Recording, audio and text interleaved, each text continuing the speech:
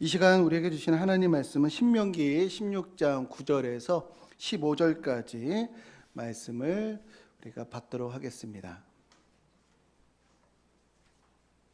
일곱 줄을 세일지니 곡식의 낫을 대는 첫날부터 일곱 줄을 세어 내 하나님 여호와 앞에 칠칠절을 지키되 내 하나님 여호와께서 내게 복을 주신 대로 내 힘을 헤아려 자원하는 예물을 드리고 너와 네 자녀와 노비와 네 성중에 있는 레위인과 및 너희 중에 있는 객과 고아와 과부가 함께 내 하나님 여호와께서 자기의 이름을 두시려고 택하신 곳에서 내 하나님 여호와 앞에서 즐거워할지니라.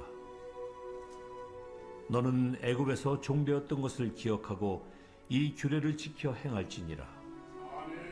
너희 타작마당과 포도주 틀에 소출을 거두어 드린 후에 이레 동안 초막절을 지킬 것이요 절기를 지킬 때에는 너와 네 자녀와 노비와 네 성중에 거주하는 레위인과 객과 고아와 과부가 함께 즐거워하되 내 하나님 여호와께서 택하신 곳에서 너는 이레 동안 내 하나님 여호와 앞에서 절기를 지키고 내 하나님 여호와께서 내 모든 소출과 내 손으로 행한 모든 일에 복 주실 것이니 너는 온전히 즐거워할지니라. 아멘.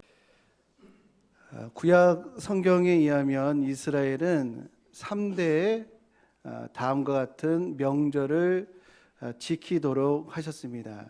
명절은 뭘까요? 이 한자 그대로 이름난 절기가 명절입니다. 사람들이 그날을 특별하게 여겨서 매년마다 그 날을 지키는 것이 바로 이제 명절인데, 구약 성경의 3대 명절은 유월절, 맥추절, 수장절 됩니다. 이름이 좀 다른 같은 것을 다르게 지칭하는 이름들이 있어요.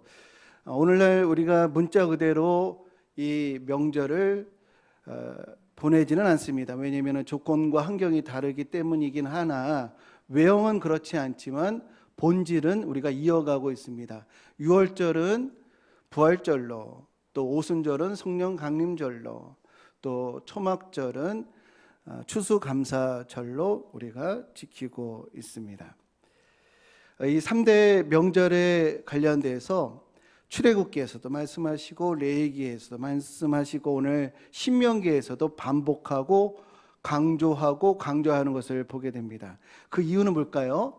중요하기 때문인 겁니다. 왜 하나님께서 이스라엘 백성들에게 절기를 지키라고 하셨는가? 그 이유는요, 첫 번째는 그 절기가 하늘 지혜이고 하늘 은혜이기 때문에 그렇습니다. 우리는 이 천체 움직임 가운데 살고 있잖아요. 그런데 이 천체가 무한 반복 운동을 하고 있어요. 이런 무한 반복 운동 속에 있다 보면 자칫 잘못하면 우리가 쳇바퀴 도는 듯한 삶을 살 수가 있거든요. 그래서 우리 이런 반복적인 삶에서 활력을 줄 수 있는 것이 무엇인가라고 하는 것이죠. 만약에 이제 배가 난파되어서 홀로 외톨이가 되었거나 조난당했을 때 가장 먼저 빼먹지 말고 해야 될 일이 뭐냐면 바로 날짜를 표시하는 것입니다. 외딴 섬에 달력이 있을 리가 없을 테니까 이렇게 난파했을 때, 조난당했을 때 표시를 해놔야 돼요. 그래서 얼마나 시간이 지났는지 표시를 하지 않으면요, 결코 며칠을 지냈는지 그것을 알 길이 없다, 거의 힘들다라는 것입니다. 이렇게 이제 이 무한 반복 중에 우리가 이제 표시해야 할 일이 있고요. 그 다음에 이제 무한 반복은 우리에게 아주 벌과 같은 일일 수가 있습니다. 그 그리스 신화에 보면은 시지포스라고 하는 고린도 왕이 있는데 그가 신들에게 비밀을 캐다가 사람에게 알려줬어요. 그래서 그 신들이 시지푸스에게 벌을 주는데 어떤 벌을 주냐면 가파른 언덕에 큰 돌을 밀어서 굴려서 올려놓는 거예요. 정상까지. 근데 이 돌이 정상에 올라가면 또 떼굴떼굴 굴러가지고 또 밑으로 내려가는 거예요. 그러면 또 이 시지프스가 이것을 밀어서 굴려서 또 정상에 올려놓습니다. 그러면 또 이놈이 또 떼굴떼굴 구르는 거예요. 그러면 또 올리고 또 내려가고 또 올리는 게 그에게 준 벌이었어요. 근데 우리 인생이 우리 매일매일 변화도 없고 새로움도 없다고 한다면 삶 자체가 가혹할 수가 있다는 것입니다. 그래서 일상에 활력을 주는 방법이 무엇인가? 그것이 바로 절기입니다. 절기. 절기는 뭐냐? 절기는 매듭을 짓는 거예요. 이렇게 하나님께서 이 시간의 매듭을 맺으셨는데 그 절기의 최소 단위가 일주일입니다. 일주일이 절기죠. 절기의 최소 단위라고 할 수가 있는데 이러한 일주일은 사람이 만든 게 아니에요. 창세기 2장 3절에 보니까 하나님이 그 일곱째 날을 복되게 하사라고 절기를 하나님이 만드셨고 이것이 하나님이 정하시고 하나님이 디자인하시고 사람들 삶 가운데 안착해야 되잖아요. 그것이 적용되어야 하잖아요. 그래서 출애굽을 했을 때 광야에서 이 만나를 그들에게 공급하셨는데 여섯째 날이 되면은 다섯째 날까지는 일용한 양식을 주시다가 여섯째 되는 날에는 일곱째 때에 쉴 수 있도록 갑절을 주셨다는 거예요. 여섯째 날에 갑절에 만나를 주셔서 백성들이 일곱째 날에 일을 하지 않고 쉴 수가 있었다. 이 절기는 하나님이 디자인하시고 시행되도록 하셨다는 거예요. 참 놀라운 일입니다. 오늘날도 먹고 살기 힘든데 어떻게 놀아요? 어떻게 쉬어요? 이런 분들이 있어요. 그래서 쉬지 않고 일하는 분들이 있거든요. 옛날에는 그런 계층들이 더 많았을 거 아니에요. 그런데 출애굽기 20장에 보면요, 그 일곱째 날에는 너의 자식들뿐만 아니라 아들, 딸뿐만 아니라 노예들까지, 심지어 가축들까지, 심지어 나그네들까지 전 나라가, 전 국가적으로 한 명도 빠짐없이 모두가 다 쉬게 하셨다. 이런 문화가 어디 있습니까? 이런 제도가 어디 있겠어요? 뭐 조선 시대에도 쉬는 날이 있긴 있었겠지만 가축들까지, 노예들까지 차별 없이 쉬게끔 한다는 이게 어떻게 가능하겠습니까? 이것이 국가적인 차원에서 이루어지게끔 하나님이 이끌어 가셨고 그 첫 주자가 이스라엘이 되었고요. 이스라엘이 전 세계에 전파하여서 오늘날 우리가 7일째에 예배드리고 쉬고 이런 제도가 우리 인류 역사 가운데 일어나게 된 것입니다. 이렇게 7일째라고 하는 절기를 맺으셔서 땅에만 속해 있지 않고 하나님을 바라보고 예배하게 하시는 것이 바로 절기에 담겨져 있는 의미입니다. 두 번째, 절기를 하나님께서 만드신 이유는요, 기억하라라는 겁니다. 기억하라. 뭐라고요? 기억하라. 이 절기는 계절의 변화와 연결되어 있기도 하지만 그러나 신앙적인 사건, 역사적인 사건과도 연결되어 있어요. 그래서 계절이 바뀌었을 때 또 그 사건이 일어날 즈음에 그때 일을 회상하라는 거예요. 각 절기마다 무엇을 회상하고 기억하느냐? 사무엘상 7장 12절에 보면은 하나님이 여기까지 도우셨다. 이것을 히브리어로 에베네셀이라고 하거든요.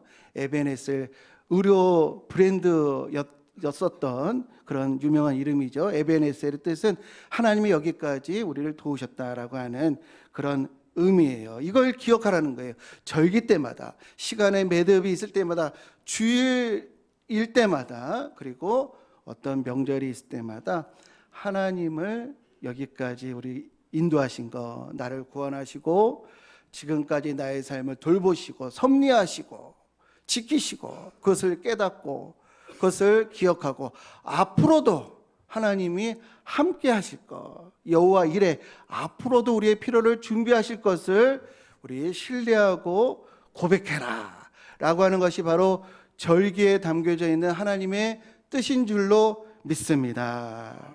우리가 주일이 그거예요. 우리 주일 우리 예배 드릴 때 나를 십자가의 은혜로 구원하신 하나님 감사합니다.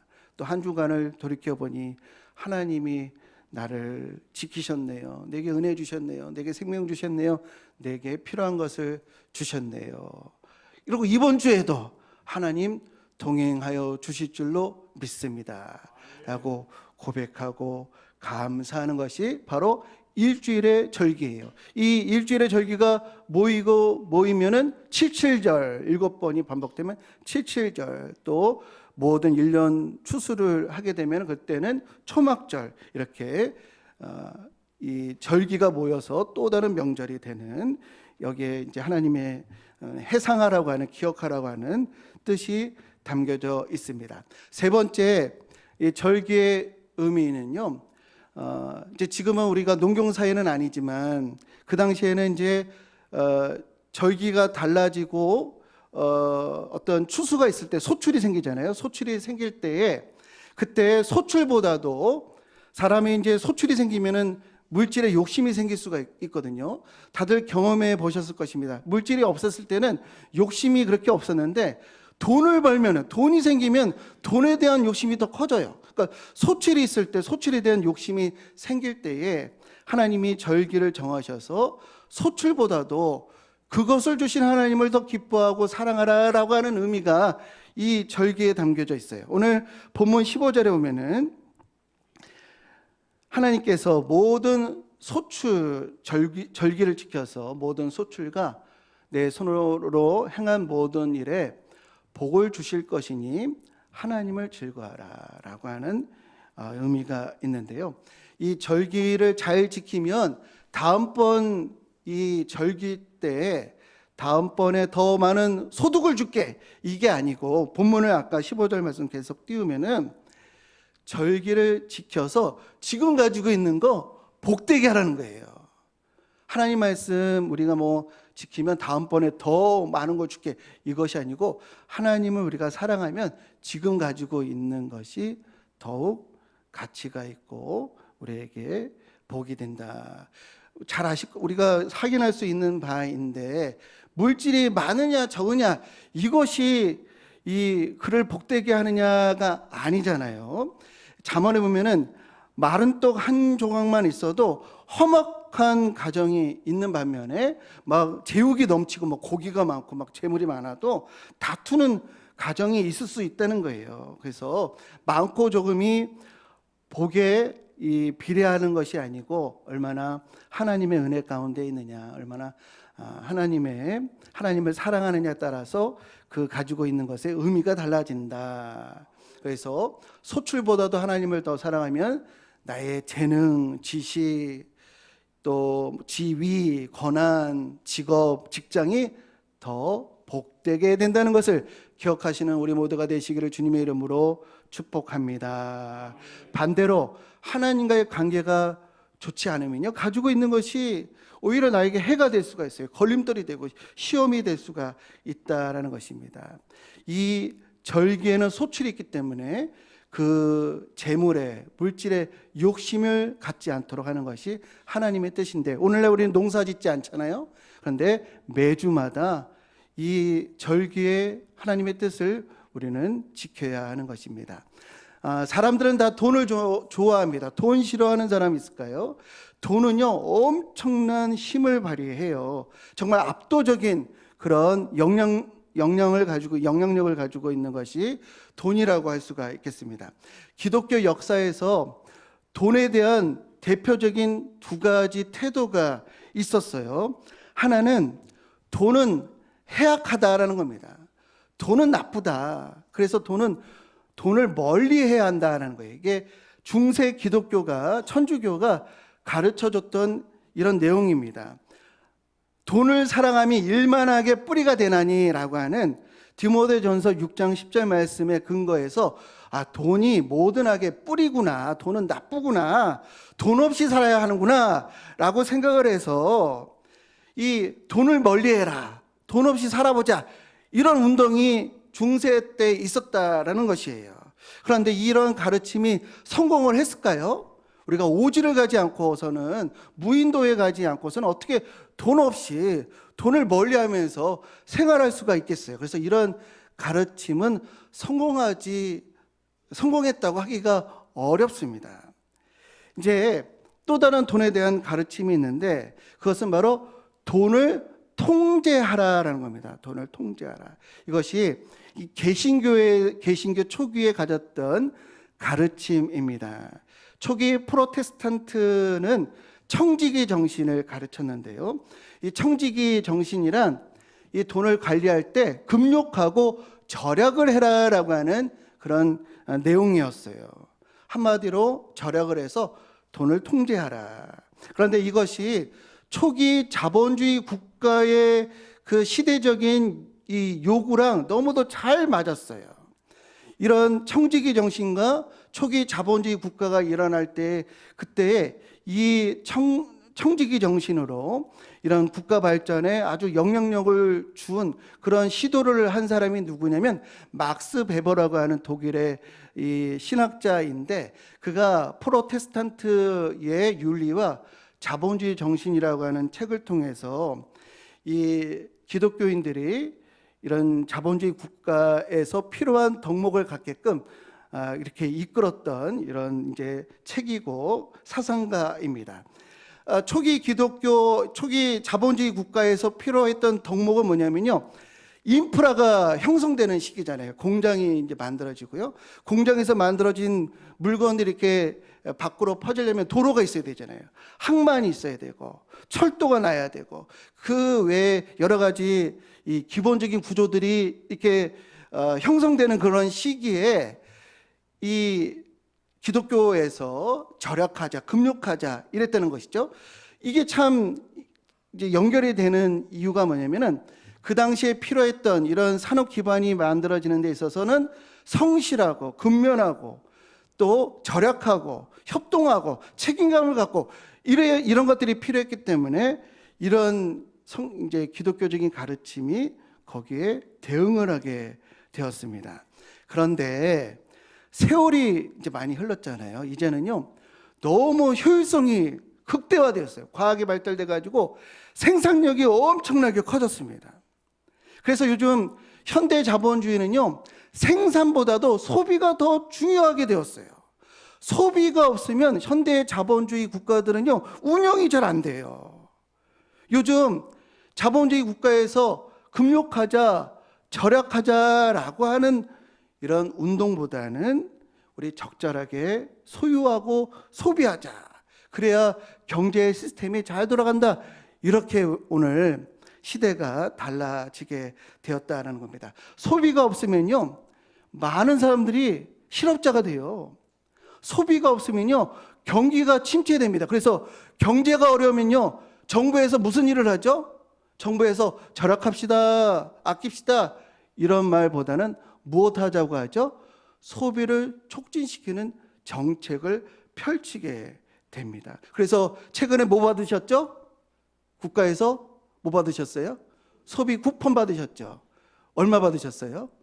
10만 원 받으셨어요? 8월 31일까지가 마감입니다. 예, 그때까지 안 쓰면은 그냥 날아가는 걸로 알고 있어요. 이렇게 예전에는 안 쓰고 안 먹고 안 입고 이게 이제 덕이었는데, 지금은 그렇지 않아요. 적절한 소비가 있을 때 서로 잘 살 수 있게 되었다는 것이에요. 그래서 금욕하고 절약하는 것으로 돈을 다스리는 시대가 또 아니에요. 돈을 악하다라고 하는 시대도 아니고, 돈을 절약한다고 해서 돈을 다스리는 시대도 아니라는 겁니다. 오히려 오늘날은요, 어떻게 소비할까, 어떻게 내가 돈을 쓰면은 많은 사람들의 눈물을 닦아줄까라는 것을 고민하는 시대로 바뀌게 되었습니다. 부가 쌓였는데 저축만 하고 있다? 그러면요, 덕이 안 됩니다. 만약에 삼성의 이병철 회장, 이건희 회장이 돈을 많이 번 적이 있었을 때, 뭐 20년, 30년 전에 그때 야 이렇게 돈 벌었으니까 내가 이거 이제 잔고 이렇게 늘어나는 거 보고 아우 만족스럽다, 더 아껴야지 이랬다고 한다면 지금의 삼성이 되지 못했겠죠. 투자하고 적절하게 소비하고 더 그릇을 넓혔기 때문에 더 많은 우리 기회가 창출되게 되었습니다. 그래서 그렇다면 우리는 어떻게 돈을 다스려야 되는가? 절기를 통해서 소출을 하나님이 잘 다스리게끔 하셨는데 그 정신을 우리가 이어서 어떻게 하면 돈을 우리가 성경의 근거에서 다룰 수가 있겠는가? 돈을 악하다고 봐야 되는가? 아니면 속절없이 그냥 따라가야 하는가? 돈을 다스릴 수 있는 원리가 있습니다. 그 원리가 디모데전서 6장 17절 말씀입니다. 우리 한 목소리로 읽겠습니다. 시작. 내가 이 세대에서 부한 자들을 명하여 마음을 높이지 말고 정함이 없는 재물에 소망을 두지 말고 오직 우리에게 모든 것을 후히 주사 누리게 하시는 하나님께 두라라고 말씀하셔요.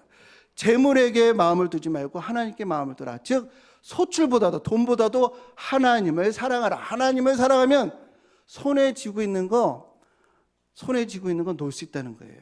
하나님을 더 사랑하면 더 하나님이 우리에게 원하시는 삶으로 나아갈 수 있다라는 것입니다. 우리 돈을 더 사랑하게 되면요, 그러니까 돈보다도 하나님을 더 사랑하게 되면 아까 우리가 17절 말씀을 읽었는데 18절과 19절 말씀을 계속해서 보시면요, 우리가 물질에 마음을 두지 않고 하나님께 마음을 두면요, 이렇게 우리의 삶이 인도된다는 거예요. 같이 읽어보겠습니다. 선을 행하고 선한 사업을 많이 하고 나눠주기를 좋아하며 너그러운 자가 되게 하라. 이것이 장래에 자기를 위하여 좋은 터를 쌓아 참된 생명을 취하는 것이니라. 아멘. 이 말씀 계속 띄워보세요. 우리가 하나님을 더 사랑하면요, 선한 일들을 많이 한다는 거예요. 너그러지고 나눠지고, 그리고 장래에 자신의 삶에 좋은 터를 쌓아둔다. 소망이 있고 가치가 있는 참된 생명을 취하게 된다는 거예요. 이것이 하나님의 우리를 향한 마음이에요. 매주 돈보다도 하나님을 사랑하여서 우리들의 삶이 존귀해져라. 하나님이 우리에게 주신 것을 잘 선영해라. 그래서 많은 사람들 눈물을 닦아주고 하늘의 영원한 상급을 쌓아두라라고 하는 것이 바로 우리를 향하신 하나님의 마음이라는 것을 우리 믿고 기억하시기를 주님의 이름으로 축복합니다. 제가 말씀드렸던 물질보다도 하나님을 더 사랑하는 간증, 또 예전에는 세상 것 사랑했는데 지금은 그거 다 분토처럼 아무것도 아닌 것처럼 여기고, 이걸 알게 되니까 자연스럽게 세상의 것보다도 하나님의 것을 더 사랑하게 되었다라고 하는 간증자를 오늘 이 시간에 좀 소개를 해드리려고 합니다. 많이 설교자들마다 아주 모범적인 신앙인이어서 많이 소개를 합니다. 션이라고 하는 분을 작년에 있었던 새롭게 하소서라고 하는 데에 나와서 이제 간증을 한 내용이 있는데, 이분은 이런 얘기를 하더라고요. 필요한 일이 있으면 하나님이 채워주시더라는 거예요. 넉넉하게 하나님께서 부어주시더라, 이런 얘기를 하는데, 이분이 아내와 같이 지금까지 기부한 것이 무려 65억이래요. 65억을 나눠줬다는 거예요. 그리고 8월 15일이 되면은 81.5km를 뛰어요. 이 사람이. 이 마라톤 거리가 얼마가 되죠? 42.195km잖아요. 그거 지금 한번 같이 뛰면요, 우리 죽을 수도 있어요. 근데 그 다음 사진 보면은 이분은 이 8월 15일이 되면은 81km를 뛰는 거예요. 그래서 여기서 막 모금을 모아가지고 작년에는 23억을 모았더라고요. 그래서 그 국가 유공자들의 가족들, 후손들이 친일파들은 아주 잘 먹고 잘 사는데 유공자들의 이 후손들은 너무 못 사는 것을 보고 그들의 집을 지어주는 아주 선한 일을 하게 되는 것을 보게 됩니다. 왜 그가 그런 삶을 살게 되었는지, 또 오늘 말씀드렸던 이런 하나님을 더 사랑하게 된 것으로 어떤 삶의 방향이 달라지게 되었는지 이분의 간증을 잠시 우리 이제 보도록 하겠습니다. 네, 제가 이렇게 나눔과 봉사를 하는 이유가 정말 딱 있어요. 예. 네. 일단 완벽해서 나누는 게 아니고 예. 완벽하려고 나누는 것도 아니고요. 예. 부족하고 전혀 자격 없는 저 같은 사람을 자녀 삼아 주신 하나님의 은혜가 너무 커서 네. 그래서 나누며 사는 거고, 가진 게 많아서 나누는 것도 아니고 더 많이 갖고자 나누는 것도 아니고요. 예수님의 십자가 사랑, 그 십자가 사랑에 빚진 자 되었기에 그래서 나누며 살아가고 있어요. 아멘입니다. 네. 아멘.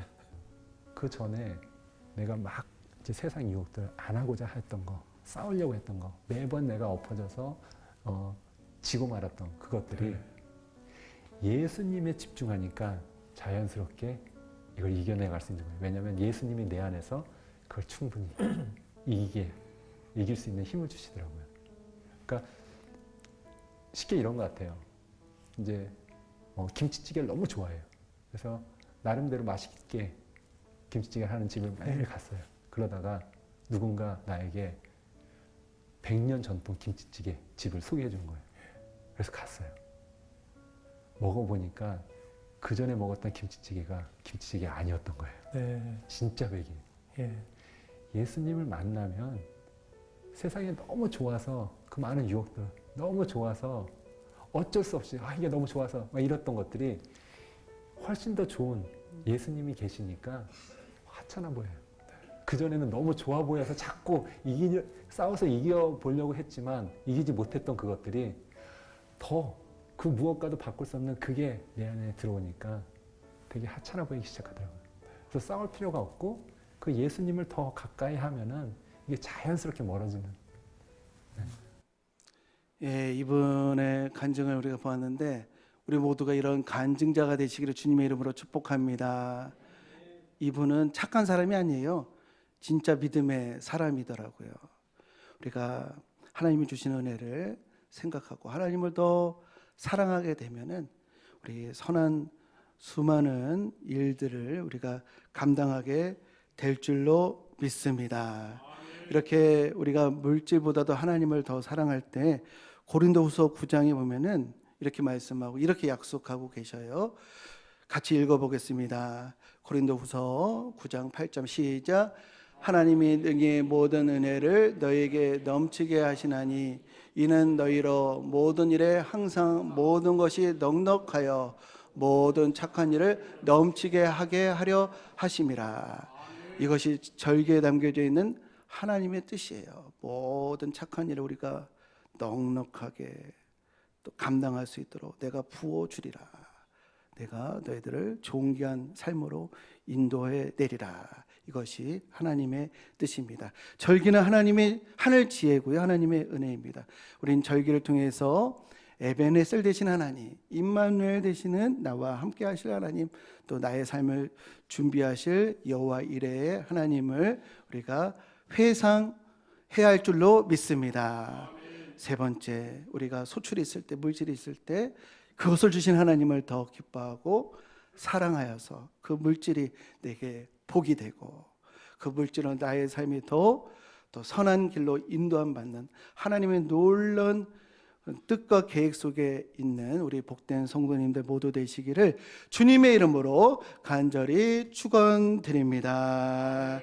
이 시간 우리 함께 찬양하겠습니다. 여호와 에베네셀 하나님, 임마누엘 하나님, 여호와 이레 하나님라는 가사의 찬양입니다.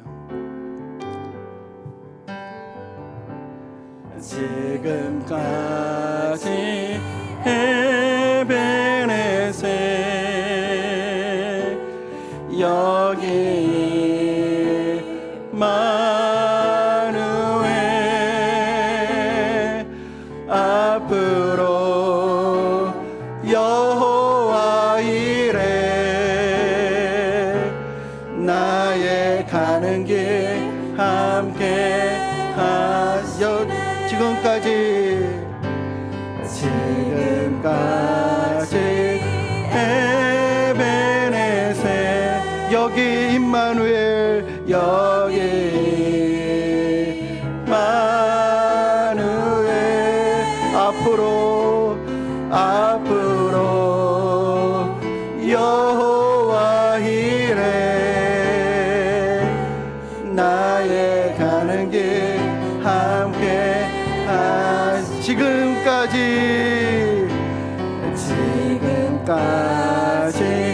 에베네세 여기 마누엘 앞으로 여호와 이레 나의 가는 길 함께 지금까지 임마 에베네셀. 우리 다 함께 일어나셔서 찬양하겠습니다. 여기 임마누엘 여기 마누엘 앞으로 여호와 이레 나의 가는 길 우리 목소리로만 찬양해 보겠습니다. 지금까지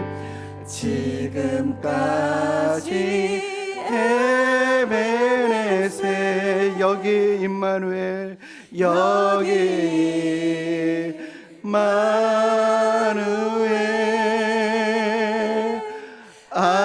앞으로 여호와 이레 나의 가는 길 함께 우리 다 함께 눈을 감고 우리의 삶을 기억하며 찬양하겠습니다. 지금까지 에베네 여기 임마누엘 여기 마누엘 앞으로 여호와 이레 앞으로 여호와 이레 나의 가는 길 함께 하시네. 이 시간에 우리 함께 기도하겠습니다. 에베네셀 되신 하나님 감사합니다.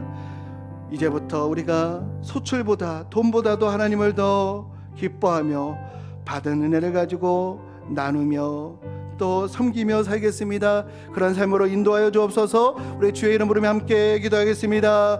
주여 하나님 우리에게 에베네셀 되시는 은혜를 부어주심에 감사합니다. 예수 그리스도의 십자가의 은혜로 우리를 하나님의 자녀 삼아 주신 것 하나님 너무도 놀라워서 우리가 하나님을 더욱 사랑하게 되는 줄로 믿습니다. 하나님 때로는 우리의 삶 가운데 어려움이 있지만 하나님 그럼에도 하나님이 우리와 함께 하시고 나의 삶을 도우시고 모든 것을 준비하시기에 다시 한번 일어나게 될 줄로 믿습니다. 하나님 돈과 성공과 하나님 사람의 인정에 마음을 빼앗기지 아니하고 하나님을 더 사랑함으로 물질을 바르게 다스릴 수 있는 지혜와 능력을 갖추게 하여 주옵소서. 하나님 우리에게 가진 것이 나만을 위한 소유가 되지 않게 하여 주시고 하나님 나라와 이웃을 위한 선한 도구가 되게 하여 주옵소서. 오늘 절기를 통해서 레인과 객과 고와 가부와 함께 즐거워하라고 하는 이 절기의 정신처럼 우리도 받은 은혜를 가지고 하나님 이것을 통해서 어떻게 하나님께 영광 돌리고 우리가 함께 기뻐하고 하나님 함께 하나님을 찬양할 수 있을지를 우리가 묵상하며 그 삶을 실천할 수 있도록 인도하여 주옵소서. 절기마다 주일마다 삶의 마디마디마다 에베네셀 되신 하나님을 기억하고 임마누엘 되신 하나님을 신뢰하며 여호와 이레 하나님을 우리 고백하며 담대하게 나아가게 하여 주옵소서. 먼저 하나님의 나라 의를 구하는 자들 되게 되시고 하나님을 더욱 돈보다도 물질보다도 사랑하게 하여 주옵소서.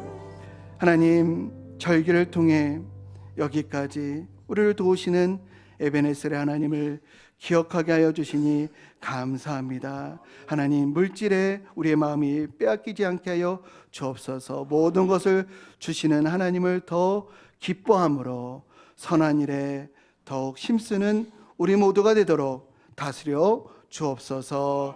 이제는 우리 주 예수 그리스도의 은혜와 에베네셀 되시는 하나님 아버지의 지극하신 사랑하심과 항상 모든 착한 일을 넘치게 하게 도우시는 성령 하나님의 감동, 감화, 교통하심이 절기마다 주일마다 삶의 모든 자리에서 하나님을 기억하고 감사하며 물질보다 하나님을 더 기뻐하고 선한 사업에 힘쓰리라 결단하는 모든 성도들 머리머리 위에, 그 기업과 삶의 자리 위에 이제부터 영원토록 함께 하시기를 간절히 축원하옵나이다. 아멘.